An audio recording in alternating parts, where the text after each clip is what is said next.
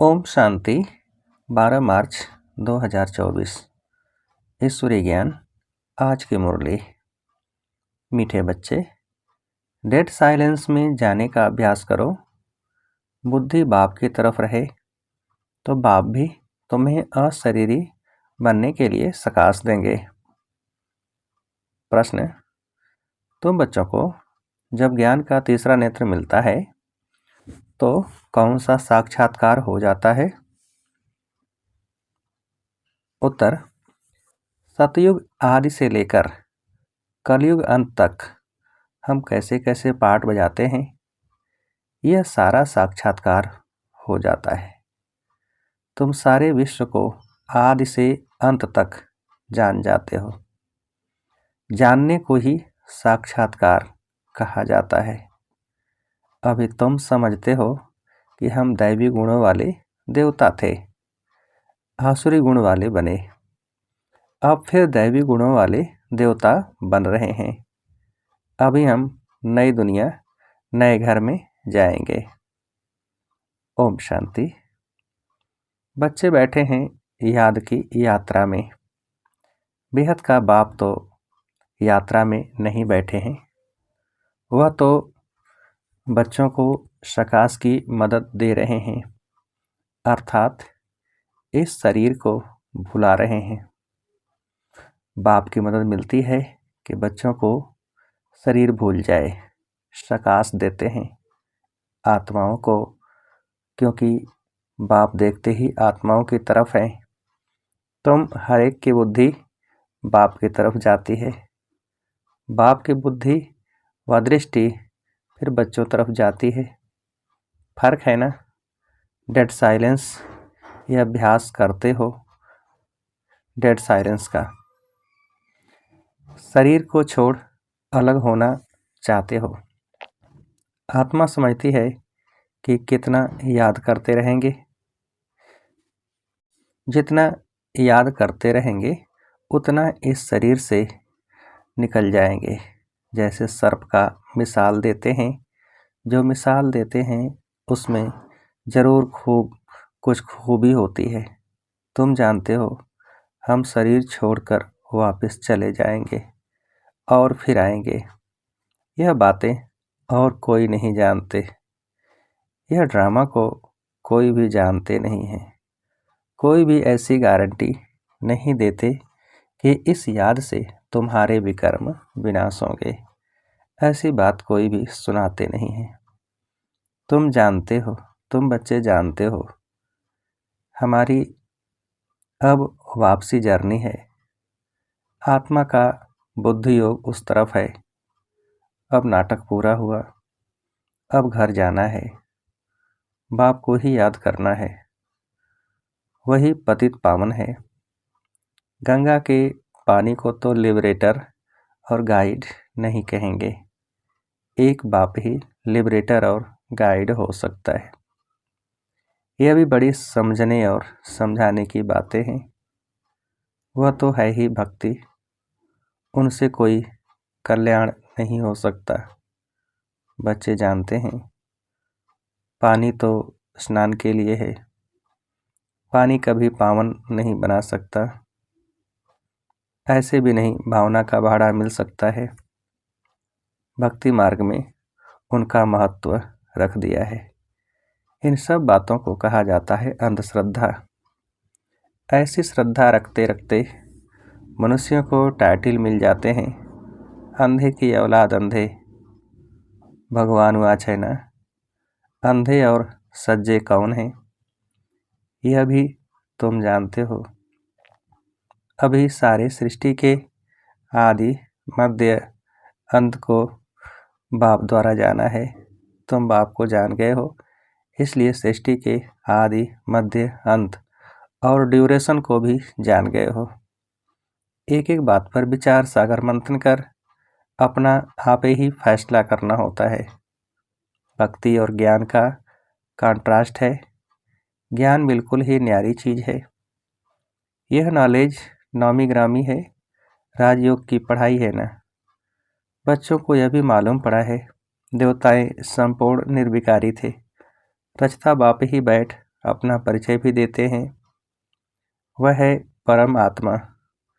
परम आत्मा को ही परमात्मा कहते हैं। अंग्रेजी में सुप्रीम सोल कहा जाता है। सोल अर्थात आत्मा। बाप की आत्मा कोई बड़ी नहीं होती है। बाप की आत्मा भी ऐसे ही है जैसे तुम बच्चों की है। ऐसे नहीं बच्चे छोटे, बाप बड़ा है, नहीं। वह सुप्रीम नॉलेजफुल बाप बहुत प्यार से बच्चों को समझाते रहते हैं। पाठ बजाने वाली आत्मा है, जरूर शरीर धारण कर पाठ बजाएगी। आत्मा के रहने का स्थान शांति धाम है। बच्चे जानते हैं आत्माएं ब्रह्म महातत्व में रहती हैं। जैसे हिंदुस्तान में रहने वाले अपने को हिंदू कह देते हैं, वैसे ही ब्रह्मांड में रहने वाले फिर ब्रह्म को ईश्वर समझ बैठे हैं। ड्रामा में गिरने का उपाय भी नूंधा हुआ है, वापिस तो जा ही नहीं सकते। भल कोई कितनी भी मेहनत करे, नाटक जब पूरा होता है तो सभी एक्टर्स आकर इकट्ठे होते हैं। क्रिएटर, मुख्य एक्टर भी खड़े हो जाते हैं। बच्चे जानते हैं अब यह नाटक पूरा होता है। यह बातें कोई भी साधु संत आदि जान नहीं सकते। आत्मा की यह नॉलेज कोई को नहीं है। परमात्मा बाप यहाँ एक बार आते हैं और सबको तो यहाँ पाठ बजाना ही है। वृद्धि होती रहती है ना। आत्माएं सब कहाँ से आई? अगर कोई वापस जाता तो फिर तो वह रस्म पड़ जाए, एक आए दूसरा जाए, फिर उसमें पुनर्जन्म कहा नहीं जाए। पुनर्जन्म तो शुरू से ही चला आता है। पहले नंबर में है यह लक्ष्मी नारायण। बाप ने समझाया है पुनर्जन्म लेते लेते पिछाड़ी में जब आ जाते हैं तो फिर पहले नंबर में जाना पड़ता है। इसमें संशय की बात तो हो नहीं सकती। आत्माओं का बाप खुद आकर समझाते हैं। क्या समझाते हैं? अपना भी परिचय देते हैं। आगे पता था क्या कि परम आत्मा क्या चीज़ है। सिर्फ शिव के मंदिर में जाते थे। यहाँ तो ढेर के ढेर मंदिर हैं। सतयुग में मंदिर पूजा आदि होती ही नहीं। वहाँ तुम पूज्य देवी देवता बनते हो, फिर आधा कल्प के बाद पुजारी बनते हो, तो फिर तो उनको फिर देवी देवता नहीं कहेंगे। फिर बाप आकर पूज्य बनाते हैं। और कोई देश में यह गायन नहीं है, राम राज्य रावण राज्य। अभी तुम समझ गए हो राम राज्य का ड्यूरेशन कितना है। सिद्ध करना चाहिए। यह नाटक है, इनको समझना है। ऊंच ते ऊंच बाप है, वह भी नॉलेजफुल है। हम उनके द्वारा ऊंच ते ऊंच बनते हैं। ऊंच ते ऊंच पद मिलता है। बाप हमको पढ़ाते हैं दैवी गुण भी धारण करने हैं। बच्चे वर्णन करते हैं आप ऐसे हैं, हम ऐसे हैं। इस समय तुम जानते हो हमको इन जैसा संपूर्ण निर्विकारी बनना है। बाप को याद करने के सिवाय और कोई उपाय नहीं है। अगर कोई जानता हो तो बताए। ऐसे थोड़े ही कहेंगे कि ब्रह्म व तत्व निर्विकारी है। नहीं, आत्मा ही निर्विकारी बनती है। ब्रह्म व तत्व को आत्मा नहीं कहा जाता है, वह तो रहने का स्थान है। बच्चों को समझाया जाता है आत्मा में ही बुद्धि है। वह जब तमोप्रधान बन जाती है तो बेसमझ बन जाती है। समझदार और बेसमझ है ना। तुम्हारी बुद्धि कितनी स्वच्छ बनती और फिर मलेच्छ हो जाती है। तुम्हें प्योरिटी और इम्प्योरिटी के कंट्रास्ट का मालूम पड़ा है। इम्प्योर आत्मा वापस जा नहीं सकती। अब अपवित्र से पवित्र कैसे बने, उसके पिछाड़ी उसके लिए रणी मारते रहते हैं। ये भी ड्रामा में नोंद है। अभी तुम जानते हो यह है संगम युग। बाप एक ही बार आते हैं ले जाने। सब तो नई दुनिया में नहीं जाते हैं। जिनका पाठ नहीं वह शांति धाम में रहते हैं। इसलिए चित्रों में भी दिखाया है। बाकी और जो भी चित्र आदि हैं वह हैं भक्ति मार्ग के, यह है ज्ञान मार्ग के, जिससे समझाया जाता है सृष्टि का चक्र कैसे फिरता है, हम कैसे नीचे उतरते हैं। 14 कला से 12 कला होती है। फिर अभी कोई कला नहीं रही है। नंबरवार तो है ना, एक्टर भी नंबरवार होते हैं। कोई का पगार 1000, 1500, कोई का 100। कितना फ़र्क हो गया। पढ़ाई में भी कितना रात दिन का फ़र्क है। उस स्कूल में तो कोई नापास होता है तो फिर से पढ़ना पड़ता है। यहाँ तो फिर पढ़ने की बात ही नहीं, पद कम हो पड़ता है। फिर कभी पढ़ाई होगी ही नहीं, एक बार ही पढ़ाई होती है। बाप भी एक बार आते हैं। बच्चे भी जानते हैं पहले पहले एक ही राजधानी थी। यह तुम किसको भी समझाएंगे तो मानेंगे। क्रिश्चियन लोग साइंस में भी बहुत तीखे हैं और सब उन्हों से ही सीखे हैं। उन्हों की न तो इतनी पारस बुद्धि न पत्र बुद्धि होती है। इस समय उन्हों की बुद्धि कमाल कर रही है। साइंस का प्रचार सारा इन क्रिश्चियन से निकला है, वो भी सुख के लिए ही है। तुम जानते हो इस पुरानी दुनिया का विनाश तो होना ही है।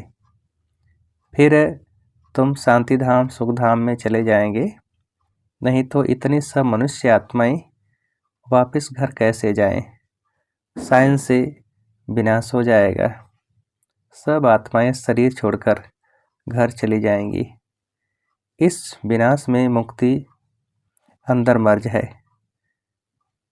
आधा कल्प मुक्ति के लिए ही मेहनत करते आए हैं ना। तो साइंस और कैलेमिटीज, जिसको कुदरती आपदाएं कहते हैं, यह भी होनी चाहिए। समझना चाहिए यह लड़ाई निमित्त बनती है मुक्ति धाम में ले जाने के लिए। कितने सबको मुक्ति धाम में जाना है। तुमने भल कितनी भी मेहनत की, गुरु किए, हठ योग सीखे, कोई भी मुक्ति धाम जा न सके। इतने साइंस के गोले आदि तैयार हुए हैं। समझना चाहिए विनाश जरूर होगा। नई दुनिया में तो जरूर बहुत थोड़े होंगे, बाकी सब मुक्ति धाम में चले जाएंगे। जीवन मुक्ति में तो पढ़ाई की ताकत से आते हैं। तुम अडोल अटल अखंड राज्य करते हो। यहाँ तो देखो सब खंडों के टुकड़े टुकड़े हैं। बाबा तुमको अटल अखंड सारे विश्व की राजधानी का मालिक बनाते हैं। बेहद के बाप का वर्षा है, बेहद की बादशाही। यह वर्षा कब और किसने दिया, यह किसकी भी बुद्धि में नहीं आता है, सिर्फ तुम ही जानते हो। ज्ञान का तीसरा नेत्र आत्मा को मिला है। आत्मा ज्ञान स्वरूप बनती है, सो भी ज्ञान सागर बाप से ही बनना पड़े। बाप ही आकर रचता और रचना के आदि मध्य अंत का नॉलेज दे रहे हैं। है भी एक सेकंड की बात, सेकंड में जीवन मुक्ति। बाकी सबको मुक्ति मिलती है, ये भी ड्रामा बना हुआ है। रावण के बंधन से सब मुक्त हो जाते हैं।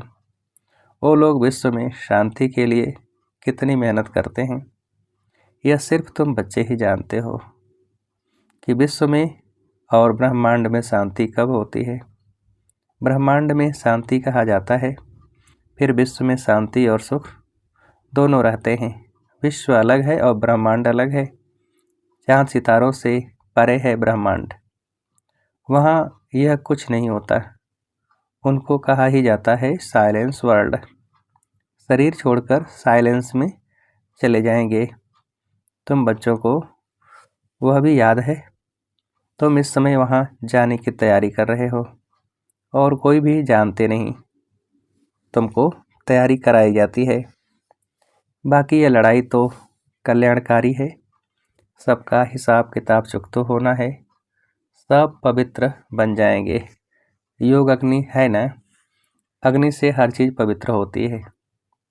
जैसे बाप ड्रामा के आदि मध्य अंत को जानते हैं, वैसे तुम एक्टर्स को भी ड्रामा के आदि मध्य अंत को जानना है। जानने को ही साक्षात्कार कहा जाता है। अभी तुम्हारा ज्ञान का तीसरा नेत्र खुला है। बरोबर हम सारे विश्व को सतयुग आदि से कलयुग अंत तक पूरा जान चुके हैं। दूसरा कोई भी मनुष्य मात्र नहीं जानते। तुम समझते हो हम जो दैवी गुणों वाले थे वही फिर आसुरी गुणों वाले बनते हैं, फिर बाप आकर दैवी गुणों वाला बनाते हैं। बाप आते ही हैं पतितों को पावन बनाने। दुनिया में और कोई अब पता नहीं है कि यह देवी देवता घराने वाले ही पूरे 84 जन्म लेते हैं। पावन भी तो पतित भी बनते हैं। यह किसकी बुद्धि में नहीं है। अभी तुम समझते हो यह तो जड़ चित्र है।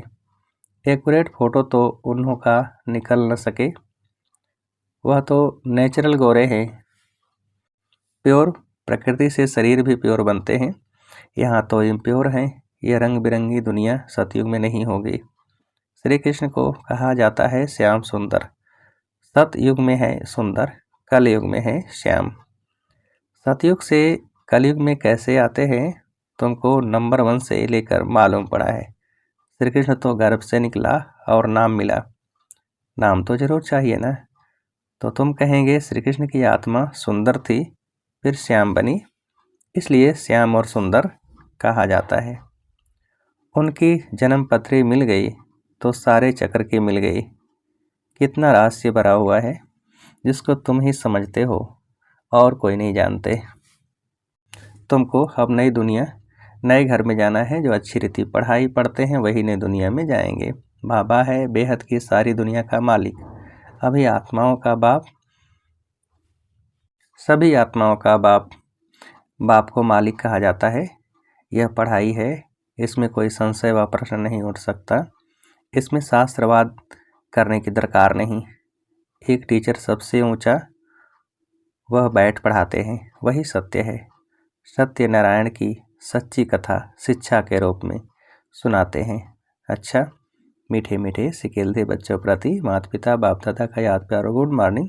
रूहानी बाप के रूहानी बच्चों को नमस्ते। हम रूहानी बच्चों की रूहानी बाप को नमस्ते।